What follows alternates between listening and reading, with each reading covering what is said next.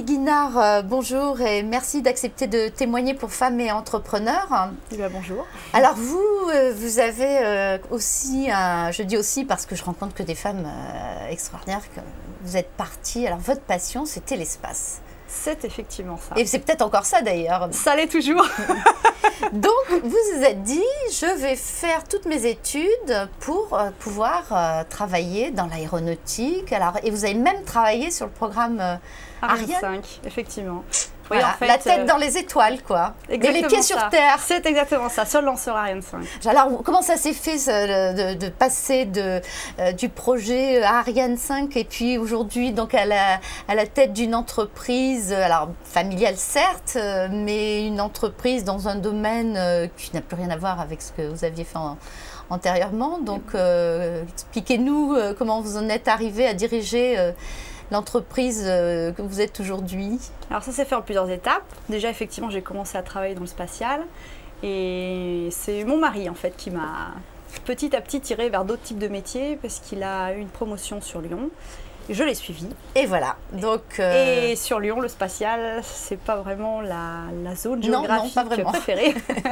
Voilà. Et il a fallu réorienter un peu la carrière professionnelle sur d'autres types de secteurs. Et je suis arrivée sur Lyon avec un profil apparemment très atypique pour les recruteurs. C'est le moins qu'on puisse dire.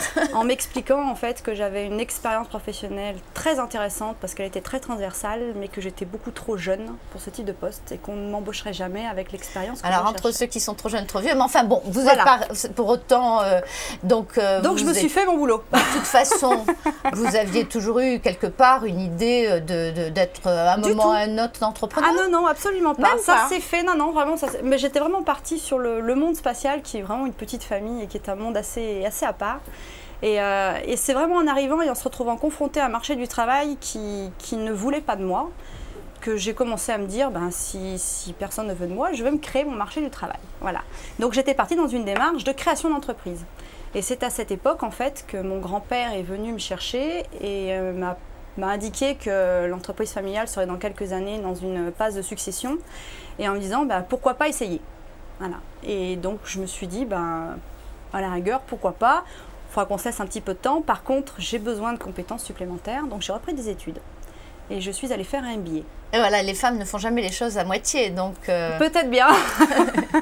Alors, ça doit être une entreprise familiale, hein, donc vous en êtes à la 5e génération, donc c'est vraiment... Et oui.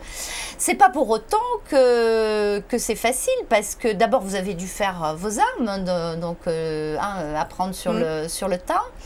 Et quand vous avez pris la direction de cette entreprise, en gardant bien sûr les membres de la famille dans l'actionnariat, ce qui est confortable en un sens, mais qui ne doit pas être facile tous les jours, parce que vous, comme vous le faisiez remarquer, vous êtes jeune, vous avez une vision peut-être différente. Hein, et là, en plus, vous êtes arrivé au moment où l'entreprise connaissait des difficultés. Ouais, elle a commencé à connaître les difficultés quelques mois après mon arrivée. Bon, j'ai pas eu le temps de vous dire, c'est ta faute. Pas de chance. Non, c'est vrai que l'entreprise a rencontré quelques difficultés techniques, technologiques, qui nous ont conduit à d'autres difficultés derrière. Alors, quand on arrive dans une entreprise familiale comme celle-là, donc après, c'était la 5e génération, qu'il y a des salariés en place, comment vous avez été perçu par les salariés? Ça n'a pas dû être très très facile. Hein. Je pense que c'est encore plus difficile pour se positionner soi, de se demander quelle est effectivement la vision qu'ont les autres de la légitimité réelle. Même si on est persuadé d'avoir les compétences pour le faire, on n'est pas sûr que les autres perçoivent cette compétence de la même manière. Voilà. Et alors, qu'est-ce que vous avez fait? Alors, c'est vrai que moi, j'ai été directe. Droit au but. Droit au but, et je suis allée demander ça aux personnes qui travaillaient dans l'entreprise. Et je leur ai clairement posé la question en leur demandant quelle était la légitimité qu'ils pensaient que j'avais. Et je dois admettre qu'il y a une personne à l'atelier en particulier qui m'a enlevé tous mes doutes et qui m'a expliqué qu'il avait énormément d'estime pour mon grand-père, que c'était un vrai patron et que s'il m'avait choisi, c'est que je serais à la hauteur et que la discussion était close et que c'était bon. Et je dois avouer que ce jour-là, je me suis dit, allons-y, mais ça avoue que côté investissement, il a mis la barre très très haut du coup. Oui, et je me suis dit, je vais être à la hauteur de tout ce qu'il a mis dedans. Voilà. Comment s'appelle votre entreprise? Alors l'entreprise s'appelle Timonier et nous sommes constructeurs de machines d'emballage souple. De machines, de robots, de machines-outils? Alors pas de ni robots ni machines-outils, ce sont des machines qui vont fabriquer des emballages souples comme le sachet Doipac, donc qui est une marque qui appartient à la société Timonier. Donc tous les emballages qu'on voit là, dans lesquels on trouve les pâtes à gâteau, les olives, voilà, tout ce type, ou toutes les éco-recharges, on les retrouve comme ça, voilà, les sachets Doipac, ou les berlingots de javel, d'adoucissant, ou les poches de perfusion que l'on va prendre aux potences dans le médical. Voilà. Sachant que pour un certain nombre d'emballages, on ne les trouve pas du tout en France parce qu'on fait 80% de notre chiffre d'affaires à l'export. Donc avec des emballages qu'on ne trouve absolument pas ici. Et entre autres, pour tout ce qui est l'emballage du lait, ici on connaît les briques. Voilà, à l'export, ce sont des sachets coussins qui sont des emballages. Donc vous êtes vraiment sur une niche. Je ne vais pas parler de niche, mais c'est vrai qu'on n'a plus de concurrents en France pratiquement sur ce type de secteur. C'est vraiment un marché qui est très mondial avec des concurrents mondiaux. Alors dans tout ce qui était machine, d'une manière générale, c'est vrai qu'il y a eu des carnets de commandes là, ont fondu comme neige au soleil. Et donc vous, c'est le moment où justement, quelque part, manque de chance, vous prenez la direction et vous avez dû... alors, comment vous vous y êtes pris? Parce que ça n'a vraiment pas dû être facile, encore plus dur pour quelqu'un en étant la petite fille. Alors en termes humains, ce qui a été le plus dur, c'est pas la crise de 2008, ça a été la crise avant, puisque je vous disais qu'on avait rencontré quelques difficultés. Il a fallu redéfinir et redessiner toute la stratégie et la structure de l'entreprise en interne. Donc ça veut dire que ça vient toucher les personnes. Est-ce qu'on peut dire qu'il y a le choc des générations là? Il y a le choc des générations, mais il y a aussi le choc tout court de connaître les personnes et de se dire que si on veut sauver 70 emplois demain, il faut peut-être se séparer de 10 emplois. Et ça, humainement, c'est très difficile. Et surtout dans des entreprises familiales. Je comprends vraiment qu'il y ait des entrepreneurs qui n'y arrivent pas parce que humainement c'est terrible. Mais alors quand en plus ça touche sa famille, c'est encore pire. Ah, j'imagine. Voilà. Donc c'est vrai qu'un actionnariat familial c'est sympathique, mais en période de difficulté, il va y avoir ceux qui vont serrer les coudes et ceux qui vont être dans l'incompréhension. Qui vont plomber les relations. Et là c'est bon, mais c'est peut-être dans toutes les entreprises, mais c'est aggravé quand même, effectivement. Ah, c'est très fortement aggravé. Donc, alors, c'est pas une sinécure de reprendre une entreprise familiale, hein. Donc, contrairement à ce qu'on... En tout cas, la mienne, ça fait plus un sacerdoce qu'une sinécure. Voilà, donc, en tout cas, bon, aujourd'hui, donc, cette entreprise, est assainie, vous avez redressé, vous cherchez des nouveaux marchés à l'étranger, bon, donc, vous avez, je sens... le plaisir de diriger cette entreprise. Donc, quel message vous pourriez faire passer par rapport à cette expérience? Qu'est-ce qui vous tient le plus à cœur finalement aujourd'hui dans cette entreprise? Aujourd'hui, honnêtement, c'est la valeur humaine. C'est-à-dire que quand on a cherché à redéfinir l'interne, on s'est reposé à la fois la question quelles étaient réellement nos valeurs ajoutées en termes de technologie, mais nos valeurs ajoutées en tant que personnes qui travaillent dans l'entreprise. Parce qu'il ne faut pas se leurrer, si demain on arrive à être positionné en tant qu'entreprise française, c'est parce qu'on a un plus à apporter. Et dans le plus, il y a la qualité, il y a l'innovation, il y a les relations humaines, il y a tout le réseau commercial qu'on va savoir créer avec les gens. Et c'est vrai que les personnes chez Timonier s'approprient vraiment cette entreprise, sont vraiment dedans, sont fiers de travailler dans cette entreprise. Et quand je dis qu'on a un actionnariat familial, on a aussi souvent des salariés qui sont là de père en fils. Voilà. Et ce sont des salariés qui sont contents et vraiment fiers de travailler dans cette entreprise.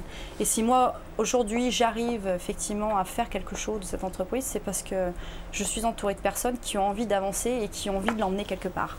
Voilà, donc en fait on a l'équipe qu'on mérite et il faut savoir aussi parfois ceux qui ne suivent pas, ceux qui ne se bougent pas, ceux qui vous empêchent, qui vous mettent des barres.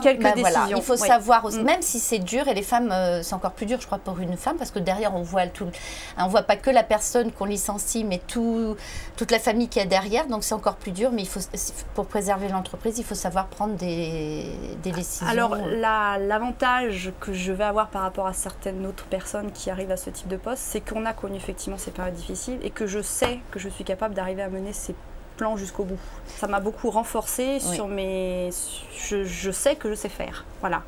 Et que quand il faut prendre la décision et qu'elle est juste pour l'intérêt général, je sais la prendre, voilà. Et je pense que honnêtement, c'est une force que de savoir ça. Alors bien sûr, comme la plupart des femmes que j'interviewe, je suppose que vous avez des enfants, donc vous arrivez à jongler entre tous les emplois du temps, parce que vous devez quand même pas mal vous déplacer aussi.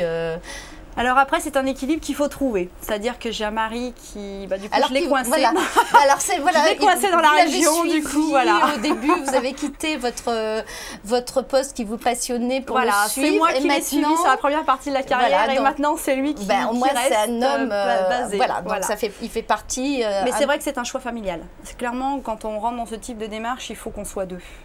Parce que ça engage toute la vie. Même si vous ne travaillez pas dans la même entreprise, vous avez le soutien et il est prêt à quelque part à... Alors, on ne travaille pas du tout dans la même entreprise, on ne travaille même pas dans le même secteur. Maintenant, c'est vrai que lui a trouvé des travails, parce que du coup, il a été amené à changer en restant basé sur Lyon. Il a trouvé son des équilibre. Métiers qui lui permettent de voyager. Voilà. Donc, tout en étant basé sur Lyon, c'est vrai que lui, il voyage beaucoup. Donc, personnellement, moi, aujourd'hui... Vous essayez d'être je reste plus l'élément stable, qui est là... peu plus. Mais c'est vrai que ça reste en permanente un certain équilibre. Donc après, il faut arriver à trouver les personnes qui nous entourent et qui nous permettent d'avoir la liberté d'esprit de pouvoir travailler correctement et se sentir à l'aise un peu dans toutes les situations. Et alors, est-ce que vous vous sentez coupable par rapport à vos enfants, compte tenu de votre emploi du temps sûrement très, très lourd ? Alors je pense que c'est l'emploi du temps des deux déjà, c'est la somme des deux qui le rend un peu compliqué. Après, honnêtement non, je me sens absolument pas coupable de quoi que ce soit. Non, parce que je cherche les 10% de femmes qui se sentent pas coupables, parce que la majorité quand même on se sent coupable. Hein. Alors je me sens pas coupable du tout, parce que je pense déjà que c'est la qualité et pas la quantité qui compte. Et puis ensuite, c'est vrai que mes filles n'ont toujours connu que ça. Voilà, donc elles n'ont pas de point de repère en disant qu'il y a quelque chose qui leur manque, parce que c'est leur quotidien. C'est la manière dont elles ont toujours vécu la relation avec les deux parents. Donc c'est vrai qu'elles, rien ne leur manque. Je sais que rien ne leur manque, donc forcément je culpabilise pas du tout. Et ben voilà, donc ne culpabilisons plus. Voilà.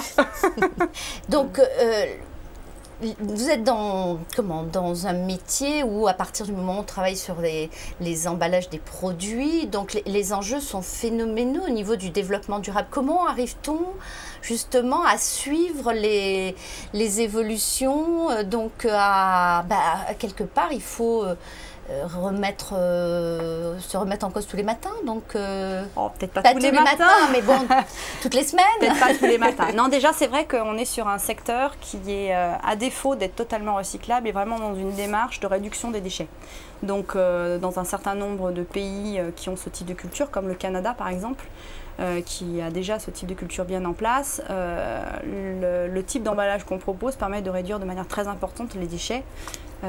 Voilà. Dans d'autres, ça va être effectivement des évolutions de matériaux qui vont les rendre plus recyclables. Et notre travail à nous, c'est de travailler avec ces fabricants de matériaux, de nouveaux matériaux, pour leur trouver des solutions techniques de soudure pour qu'eux puissent vendre à un industriel ces matériaux. Et nous, forcément, qu'on puisse vendre derrière nos machines pour pouvoir utiliser ces matériaux. Voilà, sachant qu'effectivement, on cherche à faire ces évolutions de la boîte de conserve, ces évolutions des briques, ces évolutions d'emballage qui sont plutôt rigides, qui sont plutôt très encombrants, et en particulier quand ils sont vides, et qui sont très épais. Vous le voyez comment, votre futur? Pour l'instant, je le vois pas, en tout cas pour l'entreprise, au niveau où on est maintenant. Voilà, il fallait qu'on passe par cette étape où on avait tout réassaini et on redémarre, mais maintenant j'ai envie que ça redémarre vraiment. J'ai envie de donner un nouveau souffle, j'ai envie de partir sur plein de projets, envie de créer plein de choses, et c'est vrai que j'ai vraiment envie d'avancer. Donc soit ça se fait qu'avec cette entreprise, soit je sais pas de quoi demain sera fait, mais c'est vrai que je m'aperçois que très rapidement la routine me déplaît. Voilà, donc j'ai besoin que ça change, que ça bouge, que ça évolue, que ça crée, que je suis très curieuse de nature, et c'est vrai que j'adore apprendre. Voilà, donc c'est vrai que j'aurais tendance à aller m'imprégner des secteurs dans lesquels on va travailler, parce qu'il y a plein de choses à apprendre et je trouve ça génial, quoi. Voilà. Alors, un dernier conseil, donc vous, par rapport justement à tout ce que vous avez vécu, parce que vous avez des moments difficiles, donc qu'est-ce qui vous a permis de sortir de tout ça? La ténacité, quand vous avez, parfois vous deviez peut-être quand même si vous n'avez jamais regretté, vous en aviez peut-être un peu gros lourd sur les épaules. Donc, quel conseil vous donneriez justement par rapport à des situations de ce genre aux femmes qui écoutent et qui ont parfois un peu peur d'y aller, quoi, et puis parce qu'elles ont peur des risques, elles ont peur des difficultés? Alors, c'est quelque chose d'assez bizarre, mais je pense que plus on a conscience des risques, moins on y va. Donc, il y a des moments où j'ai envie de dire pensez un peu moins et puis agissez plutôt que pensez. Non, après, je pense que ce qui est très important, et ça c'est quelque chose qu'on nous a appris à travers le MBA, c'est à savoir comment se ressourcer. Parce que mine de rien, c'est quand même une posture où on est relativement seul parce que les gens comptent sur nous. Et il faut arriver à trouver les personnes avec qui on puisse avoir des discussions vraiment franches, des personnes avec qui on est capable d'arriver à conforter ses racines, tout simplement pour être fort au moment des tempêtes ou autres. Et c'est pas en interne qu'on va c'est pas dans l'entreprise qu'on va les trouver. Bien, écoutez, est-ce que vous avez quelque chose à ajouter Non, je dirais que c'est une super expérience et qu'effectivement ça amène une liberté à la fois de création, une liberté de mouvement, et puis quelque part, si on me demandait quel était un des meilleurs souvenirs que j'ai, c'est très bête. Je vous le demande. Mais par exemple, moi, un des événements professionnels forts, c'est la première année où j'ai pu redistribuer de l'intéressement à mes salariés. Ah oui. C'est des petits événements comme ça, mais qui fait qu'on se dit, on s'est battu, mais c'était pas pour rien. Voilà. Écoutez, franchement, il n'y a pas plus beau mot pour terminer. Donc, je vous remercie beaucoup. Et puis, écoutez, bonne continuation. C'est très gentil. Merci à vous aussi.